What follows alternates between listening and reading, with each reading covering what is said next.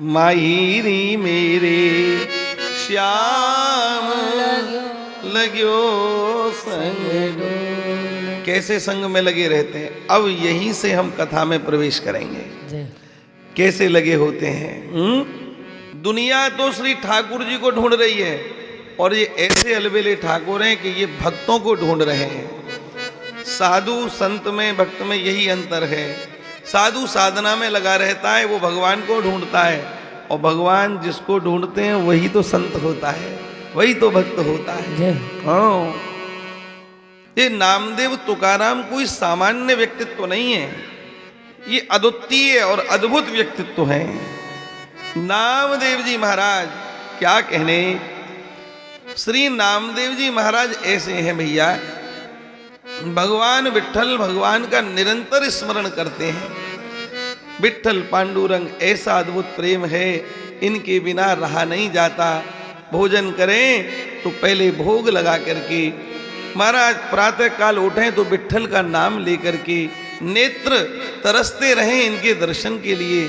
चहु और विट्ठल पांडुरंग यही दिखाई दे रहे हैं। क्या कहने, ये विट्ठल पांडुरंग कोई सामान्य नहीं है। इतने गरीब हैं नामदेव जी, इतने हमारे भगवान का चारों तरफ ऐसा दर्शन करते हैं नामदेव जी महाराज। जहां देखो वहां नामदेव जी। एक कथा बड़ी जगत प्रसिद्ध है। नामदेव जी महाराज भगवान के भोग के लिए रोटी बना रहे थे और रोटी बना करके उन्होंने विराजित करी। एक कुत्ता आया और लेकर के उस कुत्ता ने रोटियों को मुंह में डाला और लेकर के दौड़ पड़ा। जैसी दौड़ा तो अब विचार करो, हम आप यदि कोई रोटी बनावें और कोई भी कुत्ता अगर उस रोटी को ले जाए, हमारी बनी हुई मेहनत पर पानी फेर दे, तो हम क्या करेंगे, कुत्ता को मारने ही तो दौड़ेंगे। लेकिन नामदेव जी महाराज वो सर्वत्र भगवान का दर्शन करते हैं। जैसे ही देखा कि कुत्ता रोटी लेकर के भागा तो डंडा नहीं उठाया, घी का कटोरा उठाया और कहा, प्रभु अरे हमको क्या पता थी कि आज आप कुत्ता का रूप धर के आओगे। अरे रूखी रोटी है, गले में अटकेंगी, थोड़ा सा घी लगा लोगे तो प्रेम से पा सकोगे। जय हो। ले करके महाराज कटोरा पीछे दौड़ पड़े। ऐसे श्री नामदेव जी महाराज हैं। बोलिए, ये नामदेव जी का नाम अमर हो गया। आप आश्चर्य करेंगे, नामदेव जी महाराज के घर में आग लग गई। आग लग गई भैया, ऐसी आग लगी कि सब धू धू करके जलने लगा। अब गांव वालों ने देखा कि नामदेव के घर में आग लग गई। अड़ोसी पड़ोसी जब देखते हैं तो सहायता के लिए तो आते ही हैं। तो भैया जी बहुत सारे लोग इकट्ठे होकर के आ गए। अब जिसके घर में मटका पानी भरा था तो ले लेकर के दौड़ा। कोई मटके से पानी फेंक रहा है, कोई बाल्टी भर भर करके फेंक रहा है, कैसी आग बुझ जाए। चार से तो ऐसे थे जो भीतर गए और जाकर के सामान निकाल करके लाए। ले खाट तो कम से कम बच जाए, ले फला बर्तन तो बच जाए, वस्त्र तो बच जाए। गठरी बंधी हुई कपड़े की वो ले करके बाहर आए। ले करके ये तो बाहर आवे। वो नामदेव जी को कोई चिंता नहीं, आग बुझ रही है कि जल रही है कोई चिंता नहीं। हाथ जोड़ करके अपने जलते हुए घर को देख रहे हैं। ओह, तो लोगों ने कहा कि अरे नामदेव कुछ तो व्यवस्था कर, देख हम देख तेरे घर को बचा रहे हैं, तू भी तो लग। नामदेव जी ने कहा क्या करूं लग करके, आज तो मेरे श्री ठाकुर जी अग्नि के रूप में प्रकट भय हैं। आज तक तो इन्होंने मेरे ऊपर कृपा करी, पर आज मेरे घर के ऊपर कृपा कर रहे हैं। देखो आज मेरे घर का ही भोग लगाना चाहते हैं तो घर तो पा लिया, ये लोग बचा क्यों रहे सामग्री को। तो जो खाट बाहर पड़ी थी इन्होंने उठाई खाट और दोबारा से अग्नि में फेंक दी। ले महाराज इसको भी पाओ। गठरिया बाहर रखी है वस्त्रों की, उठा के अग्नि में फेंक दी। ले महाराज इसको भी पाओ। अब विचार करो, जो लोग बेचारे अपनी जान को जोखिम में डाल करके सामग्री सामान तो बाहर निकाल रहे हैं और ये महाराज ले लेके दोबारा फेंक रहे हैं, तो गुस्सा आएगी या नहीं आएगी। लोगों ने कहा नामदेव तू बिल्कुल पागल हो गया है, मूर्ख हो गया है। तेरे सामग्री को हम तो बचा रहे हैं और बार बार तू ले लेकर के उनको अग्नि में फेंकता है। जा, हम तेरा अब कोई कार्य नहीं करेंगे, हम तो घर जा रहे हैं। तुझे दिखता नहीं, ये आग लग रही है तेरे घर में। हाथ जोड़ के नामदेव जी बोले भैया क्षमा करना, तुम सबको तो ये आग दिख रही है, पर मुझको तो ऐसा लग रहा है मेरे विट्ठल भगवान का ये पीतांबर लहरा रहा है, ये पीतांबर लहरा रहा है, मुझे पीतांबर दिखाई दे रहा, तुमको अग्नि दिखाई दे रही है। ऐसा कह करके, और महाराज नामदेव जी महाराज तो क्या कहें, और ऐसा ग्रंथ में लिखा है जब घर जल गया तो नामदेव जी कहाँ सोए, बाहर ऐसे खुले में पड़ गए। अब तो 2 दिन हो गए, भगवान पंडरीनाथ को इनकी चिंता हो गई। स्वयं द्वारकाधीश ही पंडरीनाथ हैं, पंडरीनाथ जी के रूप में यही तो प्रकट हुए। पंडरीनाथ भगवान को चिंता हो गई, और वह दोनों पति पत्नी, कौन कौन, रुक्मिणी जी और द्वारकाधीश जी, दोनों दौड़ पड़े। कहाँ? बोले नामदेव जी का जो घर जल गया, हमारे कारण, हमारा ही दर्शन उसने सर्वत्र किया, तो वह घर से बाहर रहे। नहीं नहीं, ये ठीक नहीं है, क्या करना चाहिए? तो भगवान ने स्वयं जाकर के, जो उनकी छान थी, पुराने समय में चलती थी ना, छान बोलते थे, छान को छवाया। गांव में किसी की छान इतनी बढ़िया नहीं थी जितनी बढ़िया छान नामदेव जी की थी। जैसे ही घर वालों, अड़ोस पड़ोस वालों ने देखा तो पूछने लगे, अरे नामा कौन ते छवाई ऐसी छान, बताई दे हम हूँ लाभ ले उठा। कौन से छवाई ऐसी छान, बताई दे हम हूँ लाभ ले उठा। बोलो, नामा कौन से छवाई ऐसी छान, बताए दे हम लाभ ले उठाए। देखो, श्री नामदेव जी महाराज हर जगह भगवान का दर्शन करते हैं, ऐसे अद्भुत, क्या पूछो। अच्छा, नामदेव जी की चर्चा में आगे आपको सुनाऊं, लेकिन उससे पूर्व एक बात आपको जान लेनी चाहिए, ये पंडरीनाथ हैं कौन? ये विट्ठल भगवान हैं कौन, जिनका हम नाम बार बार आपके आगे ले रहे हैं? इनका एक परिचय प्राप्त करना जरूरी है। कल हमने आपको जगन्नाथ जी का परिचय सुनाया था, जगन्नाथ जी कैसे प्रकट हुए। नारद जी की प्रार्थना पर जगन्नाथ कहलाए, ठाकुर भले विराजे जी उड़ीसा जगन्नाथपुरी में। तो ऐसे ही श्री विट्ठल भगवान का भी प्रसंग है। द्वारकाधीश भगवान स्वयं पंडरीनाथ जी के रूप में विराजमान हैं। ऐसा ग्रंथों में इतिहास प्राप्त होता है कि पुंडरीक नाम के एक भक्त थे, द्वारकाधीश भगवान का दर्शन करने पधारे, तो द्वारकाधीश का दर्शन इनको प्राप्त नहीं हो पाया। इन्होंने कहा कि हम तो मातृपितृ भक्त हैं, माता पिता की सेवा करते हैं, माता पिता की सेवा छोड़ करके आए और आपका दर्शन करना चाहते थे, पर आपने दर्शन नहीं दिया। तो ठीक है, अब हम अपने माता पिता की सेवा करेंगे, जब आपका मन आवे तब दर्शन देना। ये घर आकर के माता पिता की सेवा करने लगे। भगवान द्वारकाधीश को एकदम भान हुआ, भक्त मातृपितृ भक्त है, और माता पिता की ऐसी ही भक्ति होनी चाहिए, ये जगत में प्रमाण बनेगा, आदर्श बनेगा। इसीलिए भगवान उठे और उठ करके पुंडरीक के द्वार पर पहुंच गए। जब द्वार पर पहुंचे तो खटखटा करके कहा, भैया पुंडरीक बाहर आओ, मैं खड़ा हूं, बाहर आओ, मैं खड़ा हूं। तो पुंडरीक ने भीतर से देखा, भगवान खड़े हैं, लेकिन पुंडरीक बाहर कैसे आवे? अंदर तो माता पिता की सेवा कर रहा था। तो पुंडरीक ने एक ईंट उठा करके इनकी ओर खिसका दी और कहा, बोले भगवान अभी माता पिता की सेवा में व्यस्त हूं, अवकाश मिलेगा बस फिर आपसे चर्चा करूंगा, तब तक आप इस पर विराजो। ईंट खिसका दी, और जैसी ईंट खिसकाई तो भगवान ने कहा, धन्य है ऐसे भक्त ने मुझे।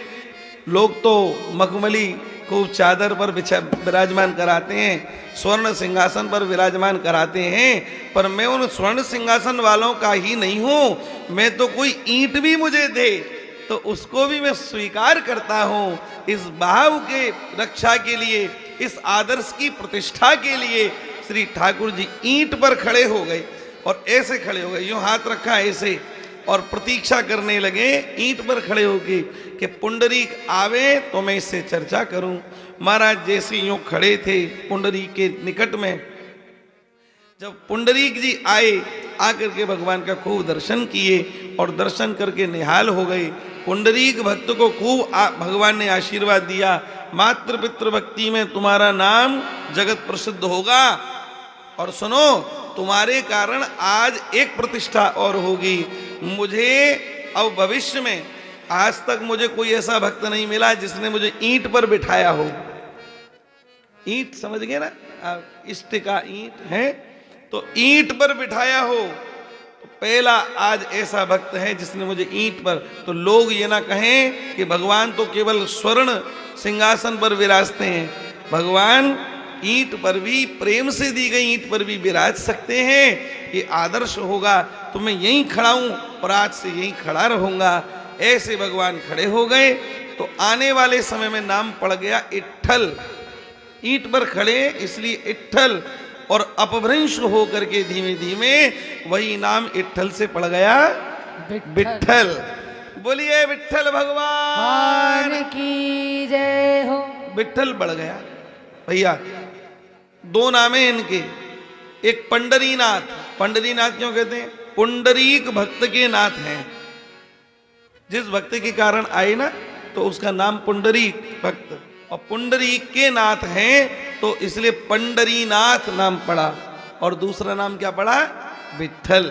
विट्ठल पांडुरंग, विट्ठल पांडुरंग भगवान इनको कहा जाता है। तो ऐसा अद्भुत आपका स्वरूप है।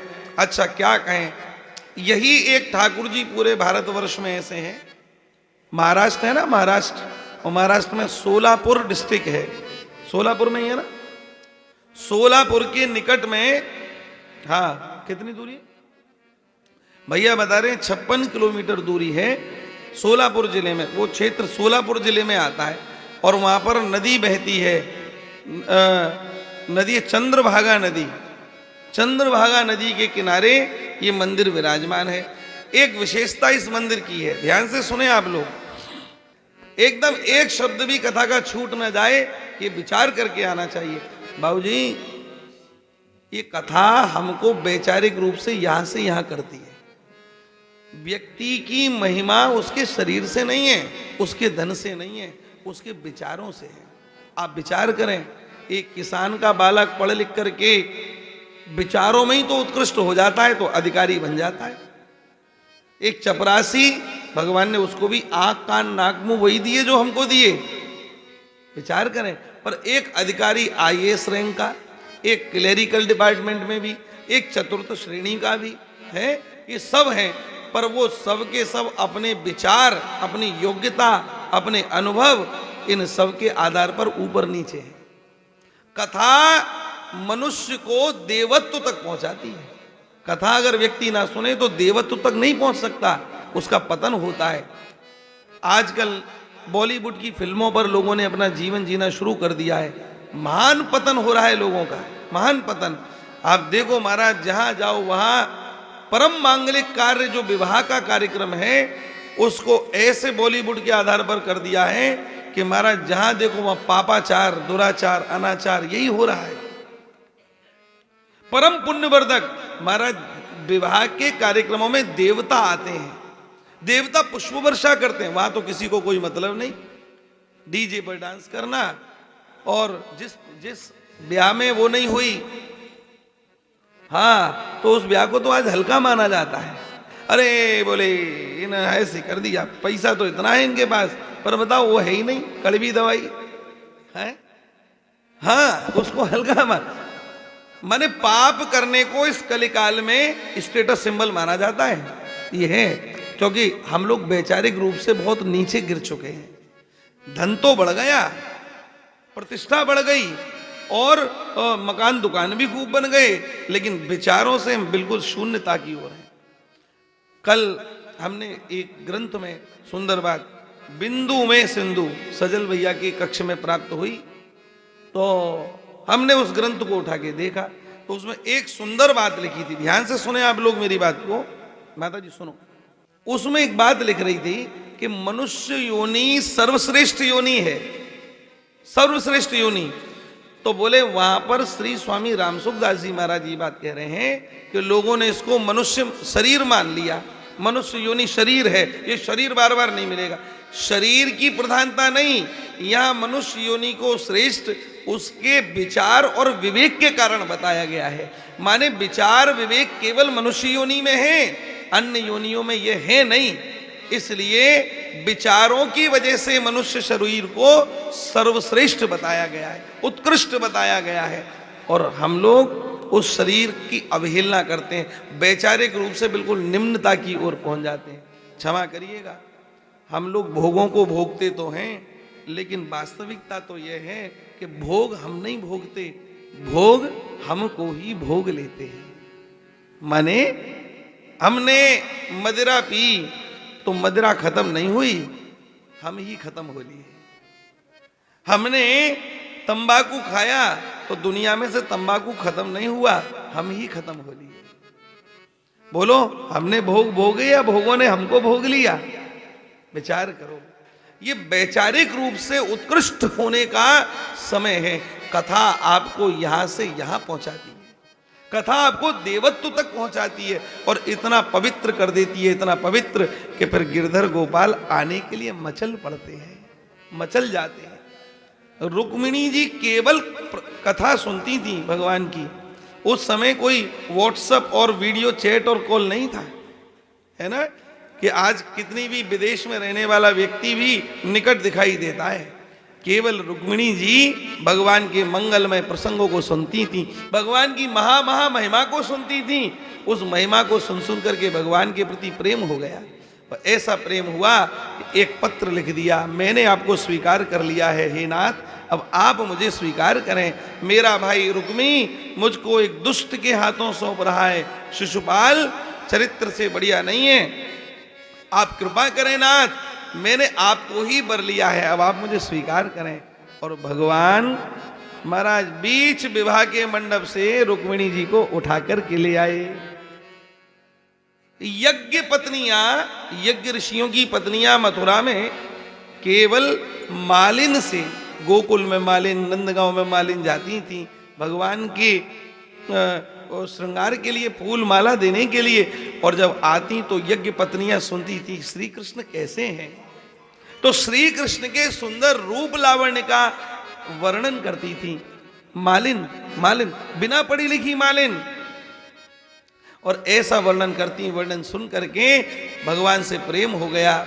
और ऐसा प्रेम हुआ, यज्ञ ऋषि कहने लगे हम भगवान को प्रकट करेंगे यज्ञ की आहुति से। पर यज्ञ की आहुति पर भगवान नहीं रीझे। किस पर रीझे? गोपियों के, सखियों के, इन यज्ञ पत्नियों के प्रेम पर बुलाने मात्र से भगवान प्रकट हो गए। भगवान की कथा भगवान को आकर्षित करती है। ये कथा में आप लोग बैठे हो, ये समय पास करने का साधन नहीं है। घर में मन नहीं लग रहा तो यहां आकर के बैठ गए ना, ये आपको वैचारिक रूप से बहुत सुदृढ़ करती है, सामान्य से बहुत ऊपर उठा देती है। इसलिए कथा सत्संग जरूर सुनना चाहिए। भगवान से प्रार्थना करें, नाथ कुछ दो या मत दो, सत्संग जरूर दो। सुंदर कांड में तो लिखा है, बरुभल बास नरक करताता और दुष्ट संग जने देय विधाता। हे नाथ, आप हमको नरकों में डाल देना अगर कुछ भूल हो जाए तो, लेकिन दुष्ट का संग मत दे देना। क्यों दीदी, क्यों? क्योंकि नरक में जाएंगे तो पाप घटेंगे, दंड मिलेगा तो पाप घटेंगे, और दुष्ट के संग में जाएंगे तो पाप, दुष्ट के संग से नरक को बढ़िया बताया है। इसलिए प्रयास करिए कि हम लोगों को सत्संग मिले, वैचारिक रूप से हम इतने उत्कृष्ट हो जाएं कि भगवान आने के लिए मचल जाए। नामदेव वैचारिक रूप से बहुत ऊपर हैं, इसीलिए तो भगवान इनके प्रति आकृष्ट है। एक संभवतः मुझे नाम याद आ रहा है भैया, नाम है संतोबा माली, संतोबा सतोबा हो सकता है यही नाम होगा। संतोबा माली नाम माली है, लेकिन देखो विचारों की श्रेष्ठता देखना, ध्यान से सुनना मेरी बात को आप लोग, है ना। संतोबा नाम का माली भगवान पंडरीनाथ का भजन करता था। दिनों रात विठ्ठल पांडुरंग विठ्ठल पांडुरंग विठ्ठल पांडुरंग खूब आनंद से डूब करके भजन करता था और माली का कार्य करता था। एक दिन भगवान ने विचार किया आज इस पर कृपा करनी चाहिए, तो नामदेव जी ज्ञानदेव जी संत ज्ञानेश्वर जी से कहा, बोले चलो भैया आज हम सब मिलकर के खेल खेलेंगे। हाँ बोले प्रभु क्या खेलोगे? बोले छिपन छिपाई का खेल, माने एक एक ढूंढेगा और बाकी सब छिप जाएंगे। तो हर बार ऐसा होता था भैया जी कि नामदेव जी जैसे छिपते तो भगवान अपनी शक्ति से उनको ढूंढ लेते हैं, और कभी जब भगवान छिपते तो नामदेव जी योग बल से उनको ढूंढ लेते। संत खेल हम बच्चों में नहीं होता, इनमें भी होता है। हाँ माने भगवान के पास बड़ा आनंद है, पता नहीं आप लोग क्यों बचते हो। लेकिन सच बताऊं ना, ये रामपुर के जितने जन कथा में बैठे हैं बचने वाले नहीं है, सब डूबने वाले हैं। हाँ, पर मैं इनको यहां से यहां लाना चाहता हूं, इसलिए इनकी तारीफ इनके मुंह पे नहीं करता। हाँ कथा में कोई सामान्य व्यक्ति आके बैठ ही नहीं सकता। भगवान जिसके करोड़ों जन्मों के पापों का नाश करवाना चाहते हैं, अपनी ओर आकृष्ट करवाना चाहते हैं, उसी को अपनी मंगलमयी कथा सुनवाते हैं। सबको नहीं मिलती कथा। कभी पुण्य कर्म तेरी चौखट के पास मुझे पहुंचाते हैं और कभी पाप कर्मों के धक्के उल्टे पांवों भिजवाते हैं। इसलिए भैया सावधान हो, भगवान की अपार कृपा की अनुभूति करना। संतोबा पर कृपा करनी है तो छिपन छिपाई का खेल हो रहा है, बड़ा आनंद हो रहा है। अच्छा प्रांजल जी एक बात है, भक्तमाल को सुनो पढ़ो ना तो ऐसा लगता है भगवान दूर है ही नहीं। लोग कहते हैं ओ ऐश्वर्यमय करोड़ों देवता उनकी स्तुति कर रहे हैं और ये और वो, अरे बाप रे बाप, सारे ग्रंथ प्रभाव बताते हैं भगवान का। एक भक्तमाली ऐसी है जो भगवान का स्वभाव बताती है, मीठा स्वभाव। भगवान छिपन छिपाई का खेल भक्तों के लिए खेल रहे हैं। आज संत ज्ञानेश्वर जी से, नामदेव जी से और इन सब से कहा, बोले भाई सब छिपो, बोले आज तुम सब मुझे ढूंढना और मैं छिपता हूं, मैं छिपूंगा तुम सब ढूंढना। इन्होंने कहा बोले ठीक है, पर वो प्रयास करेंगे, पर ऐसी जगह ढूंढना जहां खूब अंधेरा हो, जहां आप दिखाई ना दो। आप हमको खोजने में समय लगाते हो पर हम आपको खोजने में समय नहीं लगाते। नामदेव जी बोले, भगवान खूब हंसे, आज मैं ऐसी जगह छिपूंगा जो तुम ढूंढ नहीं पाओगे। विठ्ठल भगवान ने कहा बोले सब आंख बंद करो। आंख सबने बंद करी। भगवान विठ्ठल दौड़ पड़े और दौड़ते दौड़ते दौड़ते दौड़ते कहां पहुंचे? संतोबा माली के निकट पहुंचे। संतोबा क्यारी में कुछ कर रहा था, उसी समय भगवान दौड़ते हुए पहुंचे और हाथ संतोबा संतोबा। उसने देखा जिनका मैं नाम लेता हूं आज वो ललित त्रिभंग प्रभु करोड़ों करोड़ों कामदेवों के भी मन को मथ डालने वाले, आज कोटि कंदर्प दलन भगवान मेरे समक्ष खड़े। निहाल हो गया संतोबा, साष्टांग दंडवत करी।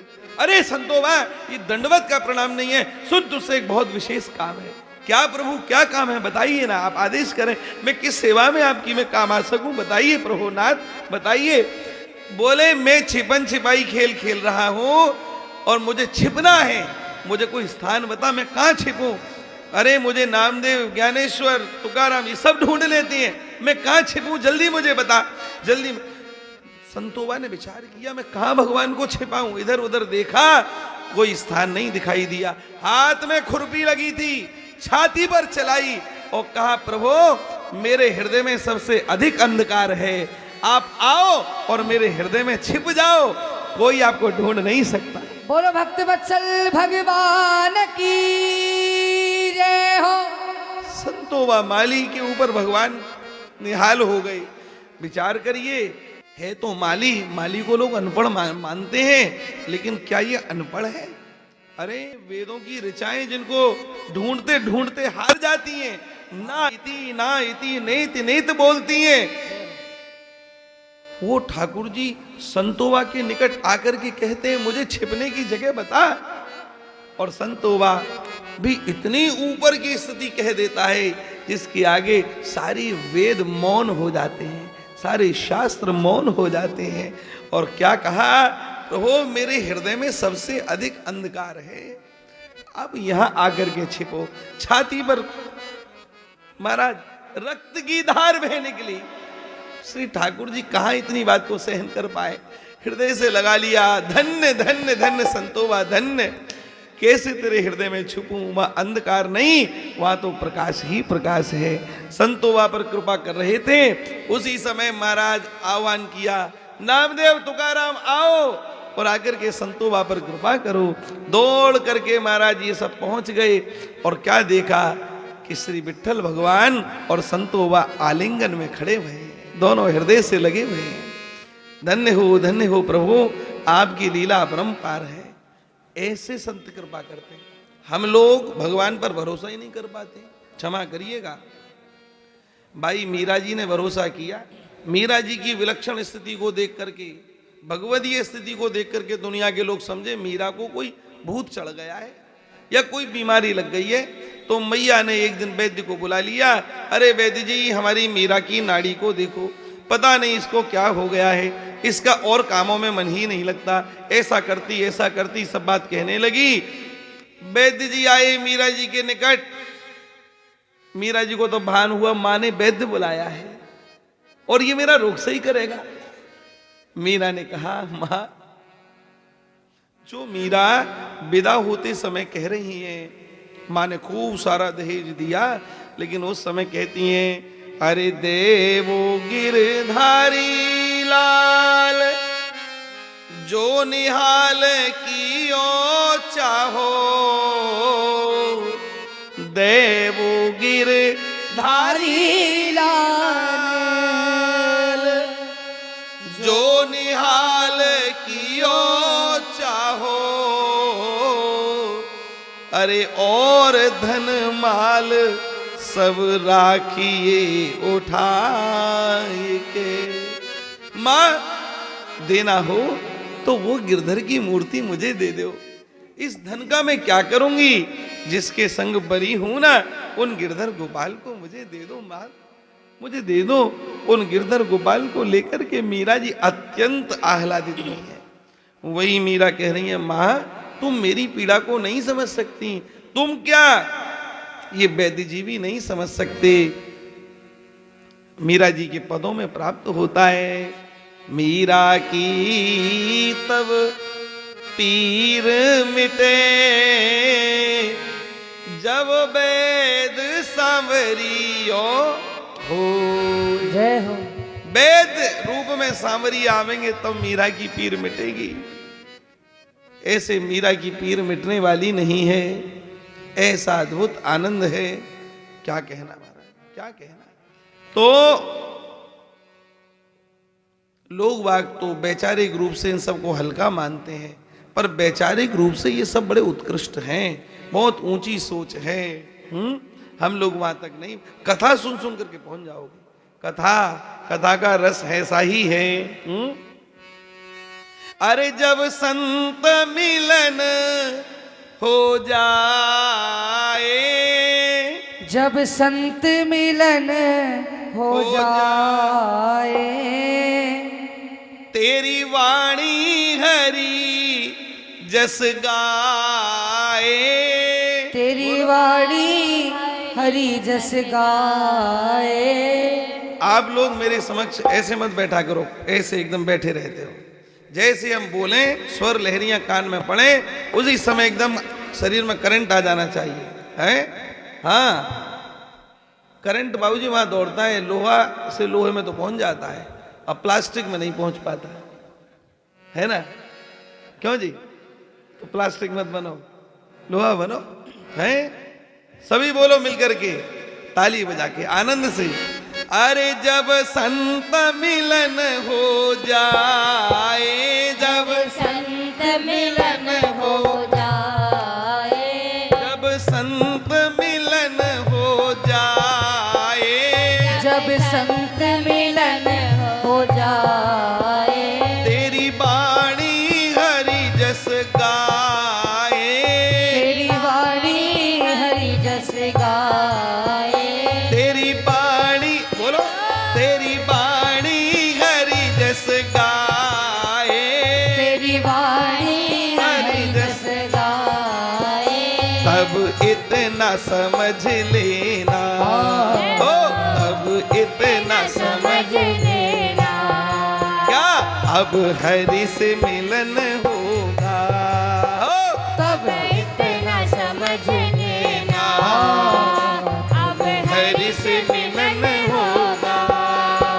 तब इतना समझ लेना, अब हरि से मिलन होगा।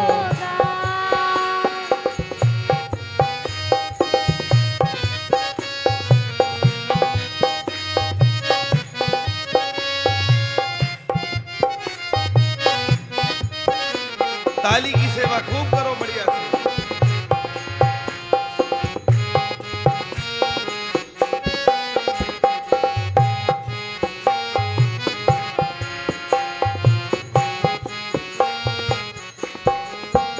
नहीं क्रोध किसी पे आए, नहीं क्रोध किसी पे आए, नहीं क्रोध किसी पे आए, नहीं क्रोध किसी पे आए, सब में तो नजर हरि आए, सब में तो नजर हरि। आए।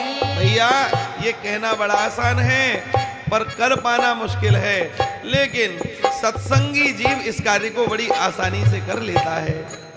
ये सब में तो नजर हरि आए, सब में तो नजर हरि आए।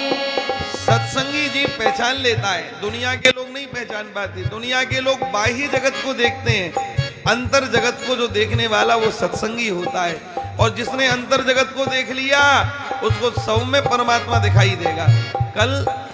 कल हम श्री घर आओ गोपाल इनके घर गए थे। क्या नाम बाबूजी का? मुदित भैया के पिताजी का नाम क्या है? श्री घनश्याम जी। हाँ जी, देखो बैठे हैं। कल इनके घर में घुसते ही आनंद हो गया।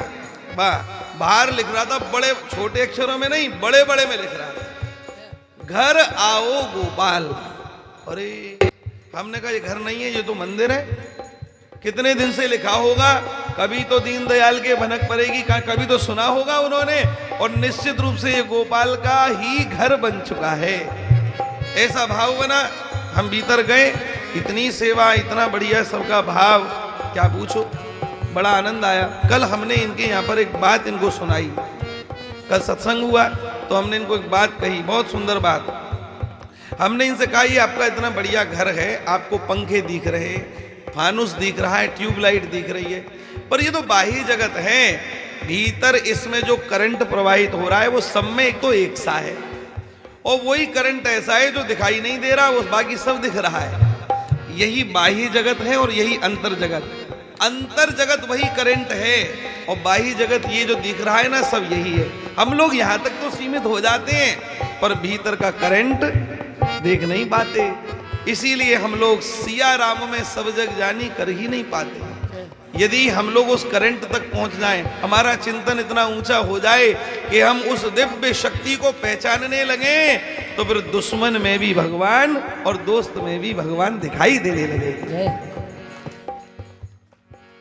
नहीं क्रोध किसी पे आए, नहीं क्रोध किसी पे आए, बोलिए सर, नहीं क्रोध किसी पे आए, नहीं क्रोध किसी पे आए, सब में तो नजर हरि आए, सब में तो नजर हरि आए, सब में तो नजर हरि आए, सब में तो नजर हरि आए।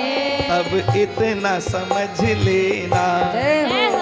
अब इतना समझ लेना, अब हरि से मिलन होगा। तब इतना समझ लेना, अब हरि से मिलन होगा।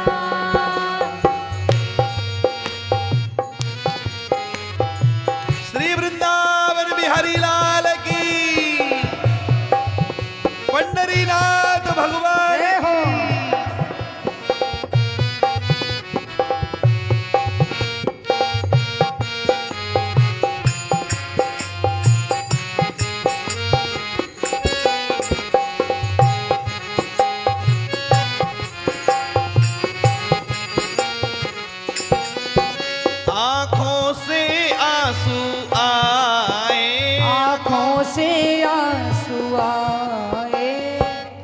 भगवत मिलन के लिए भगवान की ओर हम बढ़ रहे हैं, ये इसके संकेत हैं, इसके प्रमाण हैं। जब जब जीवन में ऐसा होने लग जाए तो समझ लेना भगवान से निकटता बढ़ रही है।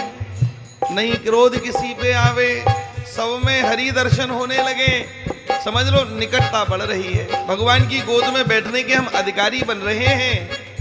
अगली बात, ए आंखों से आंसू आए, आंखों से आंसू आए, दिन रात याद हरि आए, दिन रात याद हरि आए। जैसे ही मन काम में लगा हुआ है और काम से जैसे फ्री हुए तो अन्य गप सप में नहीं गए, ताश की गड्डी निकाल के ताश नहीं खेले, शतरंज निकाल के शतरंज नहीं खेले, गप सप राजनीति की बात, लाओ टीवी पे न्यूज देख लेंगे, नहीं किया। क्या किया? लाओ थोड़ा हरि स्मरण कर ले। सवेरे से माला नहीं हुई तो लेकर के माला है। दिन रात याद हरि आए, दिन रात याद हरि आए, दिन रात याद हरि आए, दिन रात याद हरि आए। कोई दूजा न मन को भाए, कोई दूजा न मन को भाए, दर्शन को मन ललचाए, दर्शन को मन ललचाए। अब इतना समझ लेना, ओ अब इतना समझ लेना, क्या तब इतना समझ लेना, अब हरि से मिलन होगा, हो बस इतना समझ लेना, अब हरि से मिलन होगा, तब इतना समझ समझ लेना, अब हरि से मिलन होगा। जब संत मिलन हो जाए, जब संत मिलन हो जाए, जब संत मिलन हो जाए, जब संत मिलन हो जाए, तेरी बाणी हरि जस गाए, तेरी वाणी हरि जस गाए। अब इतना समझ ले, अब इतना समझ ले, लेना, हरि से मिलन होगा, जब इतना समझ लेना, अब हरि से मिलन होगा।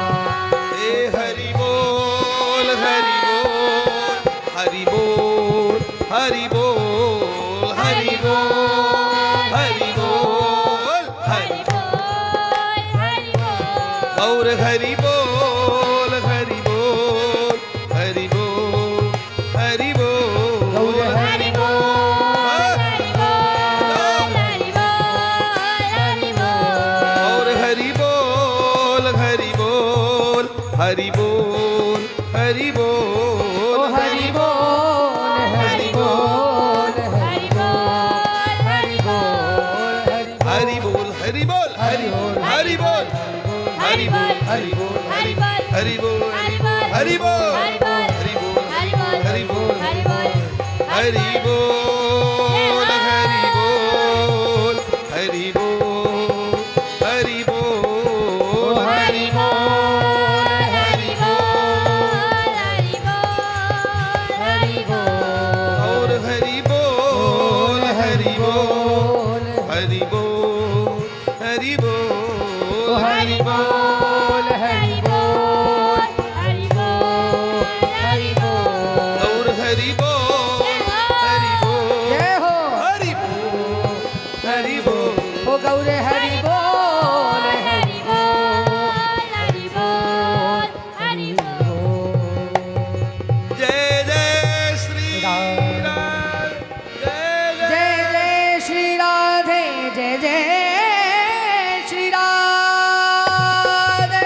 निताई गौर हरि गिरि गोवर्धन प्रिय बरसाना,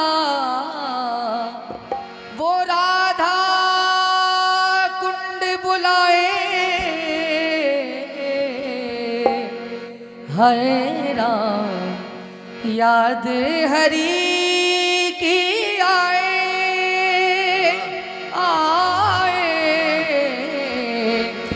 ये दुख सहाना जाए, मेरे रोम रोम में कृष्ण बस गयो, मेरे रोम रोम में कृष्ण बस गयो।